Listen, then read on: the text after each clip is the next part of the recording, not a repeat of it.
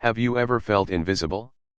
Not because no one's around, but because even in a room full of people, no one truly sees you. You laugh. You smile. You say, I'm okay. But deep down, it's not okay. Not even close.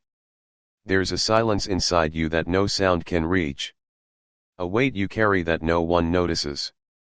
And you're tired of pretending. Tired of waiting for someone to notice the pain behind your eyes. To hear the scream behind your silence. You keep hoping that someone will finally look at you and say, hey, I see you. I understand. But they don't. And maybe, they never will. So you stand there, smiling outside, breaking inside. Alone. And healing? Healing feels like a myth. But what if it's not? What if the most powerful person in your story? Has it always been you? What if healing doesn't begin with anyone else's apology, but with your permission? In this video, we're not offering fluff. No empty mantras. No, just think positive. This is deeper. This is about remembering who you are underneath the wounds. It's about turning inward. And finally choosing you. You don't need to be saved. You don't need to be fixed. You just need to feel. By the one person who matters most right now, you. So take a breath. Let the noise fade. And come home to yourself. Because when you finally stop chasing love, validation, and worth out there, you'll realize everything you've been searching for was always within. And that changes everything. Stay with me.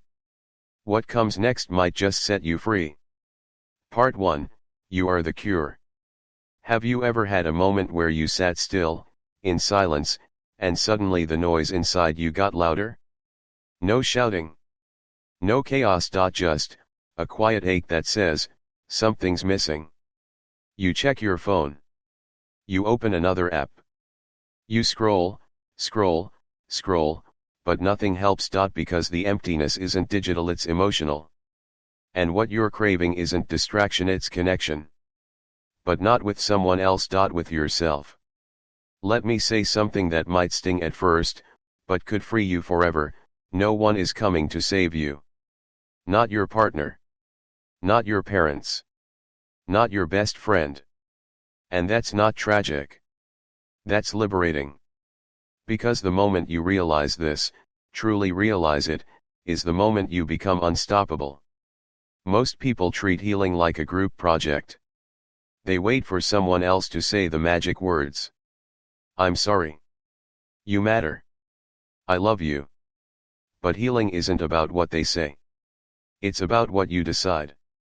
You decide when it's time to stop suffering. You decide when the story changes. You decide when the wound becomes a scar. And that decision, it can only come from you. The world is full of people who'll offer advice, give sympathy, or tell you to stay strong. But no one else can sit in your darkness the way you can. One else can walk through the fire for you. Imagine a child learning to walk. They fall. They cry. They look around for someone to run over, kiss their knee, and say, it's okay. And if no one comes, they wait. Then they try again. And again. They don't stop because of pain. They don't give up because they're alone. They continue because something inside says, get back up. That something? You still have it. It's not gone. It's buried. And it's waiting for you to remember who you are. But here's the lie society sells us, that we need someone to heal us. That wholeness is found in love from another. That until we're chosen, approved, and validated, we are less. So we chase. We perform. We beg silently for someone to finally see the pain beneath our smile. And when they don't, we crumble. But what if the emptiness you feel isn't because no one sees you? What if it's because you stopped seeing yourself? You've been showing up for others. Cheering them on. Wiping their tears. But when was the last time you said to yourself, I see you. I hear you. I'm not abandoning you again. You don't need permission to begin healing. You need presence. And only you can give that. There's a quote from Buddhist teachings that says, you, as much as anyone in the entire universe, deserve your love and affection. Let that sink in. You've been taught to offer compassion to others. But you've withheld it from yourself. You've forgiven them but not you. You've helped them rise, but stayed down yourself. Enough. Healing is not an outside job. It's not about finding the right person, the right moment, the right words. It's about remembering that you are the one you've been waiting for. The savior you're searching for, has been looking back at you in the mirror this whole time. So here's the truth, raw and unfiltered. You don't need someone to validate your pain. You need someone to witness it without judgment. That someone can be you. When you cry, you can be the one who holds space. When you feel lost, you can be the one who stays instead of walking away. When you feel like giving up, you can be the one who whispers, not yet. You're not done growing. You are not broken. You are becoming. You are not missing something. You are rediscovering everything that was always there. You are not alone. You are returning to yourself. So take this moment. Close your eyes. Put your hand over your heart. Feel that beat? That's life. That's you. That's proof that no matter how forgotten you feel, your soul hasn't left you. You've just been distracted. So come home. Not to a person. Not to a place. But to the stillness inside you that says, I am whole. I am healing. I am enough. Because this isn't the beginning of your healing. This is the beginning of your remembrance. Part 2, the root of suffering. Sit down for a moment. Breathe in deeply. Let it go slowly. Now ask yourself, why does pain linger so long after the moment is gone? Why do some wounds echo through the years, even after the bleeding has stopped? The answer isn't in the event. It's in the echo. The answer isn't in the pain. It's in the grip. We suffer not because of what happened to us, but because of what we refuse to release. You're not carrying the memory. You're carrying the resistance. The rejection. The refusal to let go. Let's go deeper. Look at nature. The rivers flow. The trees shed their leaves.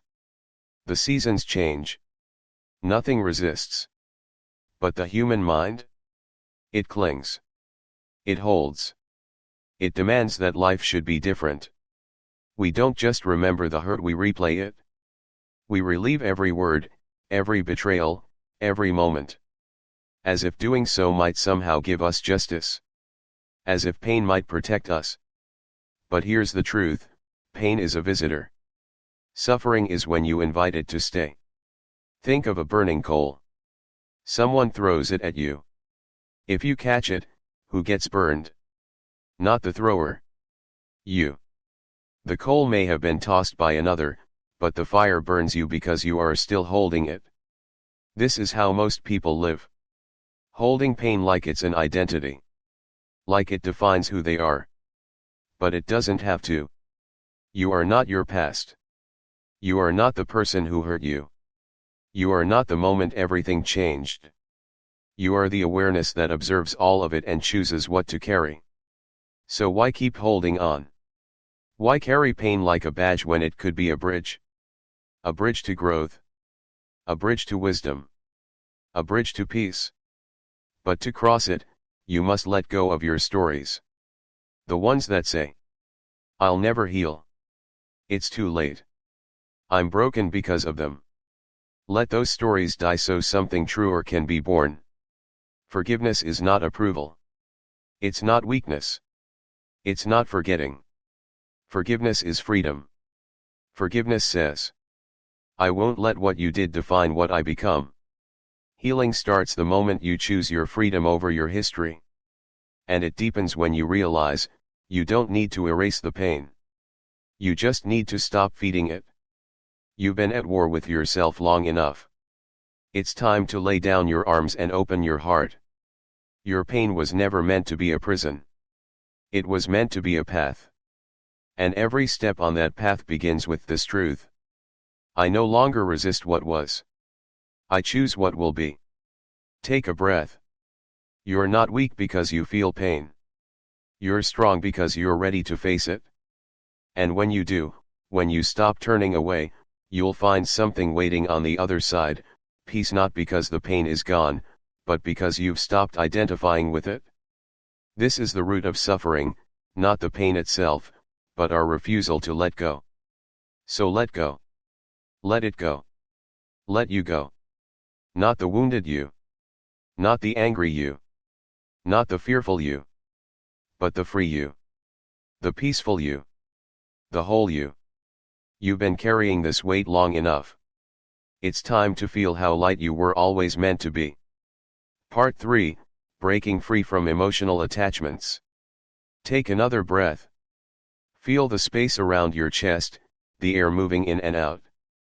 Now ask yourself, what is weighing on your heart today? Is it a person? A relationship? A version of the future that never arrived? Emotional attachments begin innocently. We love. We care. We invest.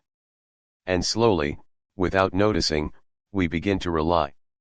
Rely on someone to complete us. Rely on something to sustain our happiness. But what happens when that person changes? When does that future not come? When does the love fade or shift? We crumble. Because somewhere along the way, we forgot the most important truth. Attachment is not love. Attachment is fear dressed up as love. We don't cling because we care. We cling because we're afraid. Afraid to be alone. Afraid of loss. Afraid of emptiness. But that emptiness you fear? It's not a punishment. It's a space. And in that space, something sacred waits to be born, freedom. Look at your life right now. Think of one emotional weight you've been carrying. Maybe it's a past lover. Maybe it's a broken promise. Maybe it's the life you thought you'd have by now. Hold it in your heart for just a moment. Feel the grip. Now ask, what would happen if I let this go? Would you feel grief? Relief? Fear? Whatever arises is not wrong, it's real. But you must see the truth. When we attach ourselves to people, outcomes, and identities, we make them the source of our peace. And when they go, we think our peace goes with them. But here's the liberating truth, anything that can be taken from you was never truly yours to begin with. You were not born attached. You were born free. You didn't come into this world with fear of rejection or stories of failure. Those were given to you. You can give them back. In Buddhist wisdom, attachment is not just to people, but to ideas. Ideas about who we should be. How life should unfold. What love should look like. And so we suffer, not because life disappoints us, but because we resist what is and demand what isn't. To break free is not to abandon love. It's to let go of control. True love is spacious. It allows. It flows. Attachment clings. It constricts. It fears. You don't need to become cold. You need to become clear. Clear that love without freedom is not love. Clear that the connection does not require possession. Clear that your worth does not depend on someone staying. Imagine this, you are standing in a river. In your hands, you hold a rope tied to someone on the other side. You are afraid to let go. You believe that if you hold them tighter, they will stay. But the rope is burning your palms. And even though they've already walked away, you're still clinging. Now, imagine you open your hands. The pain stops. Not because they return, but because you stopped hurting yourself to hold onto them. This is not just theory. It is a choice. Every single day. To hold tighter, or to let go. So ask yourself now. What am I holding on to that's holding me back? What am I afraid to release, and why? Is this attachment keeping me safe or keeping me small? You are not here to shrink. You are not here to live someone else's life. You are here to grow. To love. To lose. To let go. To begin again. Love fiercely. But love freely. Care deeply. But let things change. Give your heart but keep your peace. That is the path. That is the practice. That is what it means to break free. You are not here to possess anyone or anything. You are here to return home to yourself. And the door to that home opens, the moment you let go of what isn't yours to carry anymore. Part 4, The Power of Mindfulness and Healing. Let us pause. Right here, right now. Feel your breath as it enters. Feel it as it leaves. This is mindfulness, not some complex ritual, but the simple act of being present. And yet, it may be the most powerful healing tool we have. You see, most suffering doesn't come from what's happening now. It comes from the past we keep dragging behind us, and the future we keep fearing ahead of us. The mind loves to wander. It revisits wounds. Rehearses failures. Imagines tragedies. And every time it drifts away from this moment, it adds weight to your soul. But here's the key, you are not your thoughts. You are the one who observes them. You are not the storm. You are the sky. Thoughts may rage like thunderclouds. Emotions may rise like waves. But the sky's true self remains untouched. So when pain visits, don't resist it. Don't cling. Don't numb. Just breathe. Be still. Witness it. And watch how, like every wave, it rises, and it falls. This is the beginning of real healing, not fixing, not fighting, but allowing. Allow the ache. Allow the emptiness.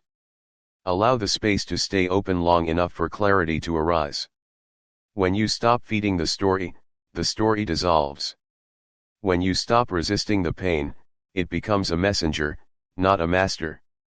You don't need to silence your thoughts to be mindful. You just need to notice them without judgment. You don't need to eliminate your fears. You just need to face them without running. Each moment of presence chips away at the illusion. Each breath you witness is a thread pulled from the tangled web of suffering. Let mindfulness become your refuge. Not just when meditating, but while eating, walking, speaking, listening. Peace is not somewhere else. It's not tomorrow. It's not later. It is here. It is now. It is this very breath. And in this breath, you are free. Part 5, The Art of Letting Go. Letting go is not a loss. It is an act of power. It is not weakness. It is wisdom. We carry so much. Old arguments. Lost dreams. People who left. Versions of ourselves that no longer exist. And the more we carry, the more we sink. Ask yourself, what am I still carrying that I no longer need? What thought, belief, or memory keeps whispering, you can't move on? Let it speak. Then let it go. Letting go doesn't mean forgetting. It means remembering without pain. It means stepping forward without dragging yesterday behind you. Imagine a bird flying.